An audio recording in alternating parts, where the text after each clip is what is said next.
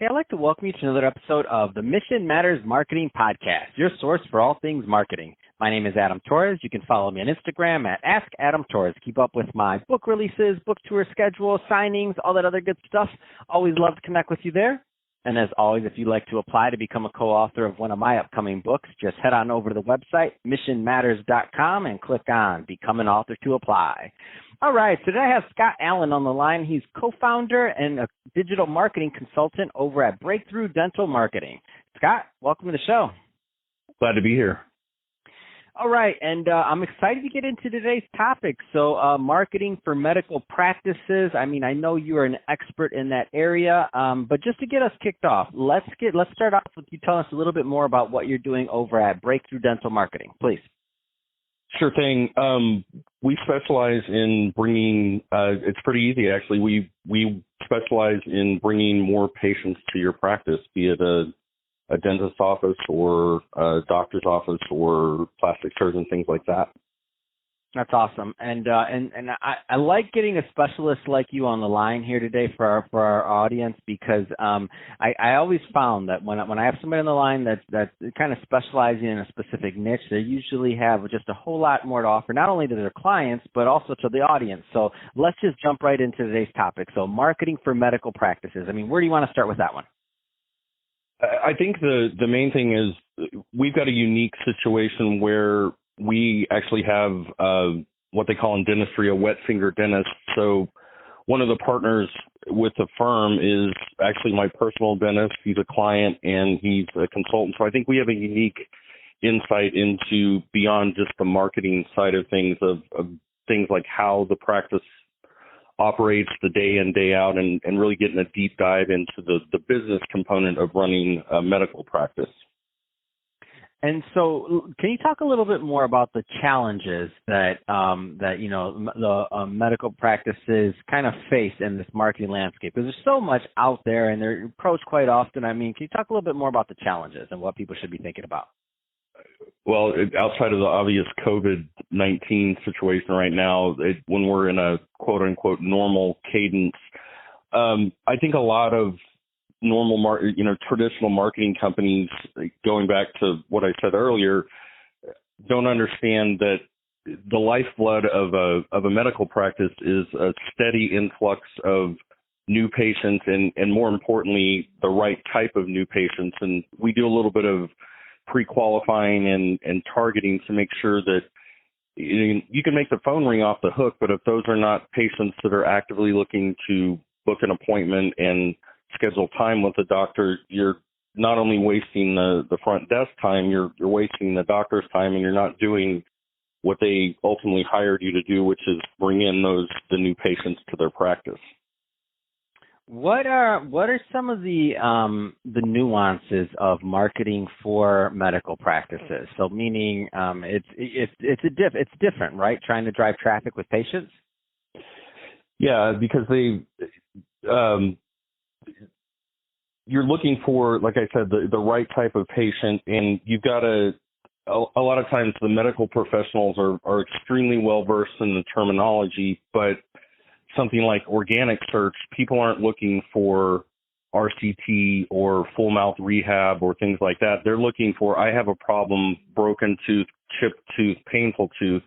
And our job is to position the ads that we're running and the search engine optimization so that the terms that people are looking for to find a dentist, a doctor, a podiatrist, whatever that may be, we're the solution to we're the answer to that question. So that's the kind of the high level strategy of the nuance to it, to make sure that we're positioning their website and their social media property. So if somebody's looking for their services, we have the answer to that query.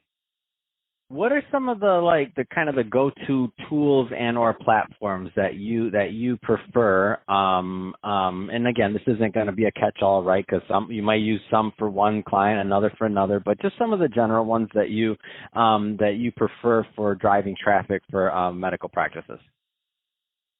First and foremost is going to be organic SEO, and that plays into the prevalence of mobile devices, and mobile search is almost at the point where it's 90% mobile search and 10% desktop search. So the core component of our business to drive traffic and get the phone to ring is search engine optimization. And then in some cases, we will supplement that with some paid advertising, and that can be either Google, Bing, Facebook ads. If we're, to use a dental example, if we're coming up on wedding season and we know that there's going to be a pretty big need for whiter, straighter teeth, we'll start running Invisalign or teeth whitening campaigns on the paid side to supplement the organic traffic that we're getting, to give them kind of a seasonal boost, if that makes sense. Mm-hmm. No, totally. It totally makes sense, and I'm glad you gave that example, because it shows that you're thinking higher level strategy. This isn't just like a cookie cutter approach, if you will.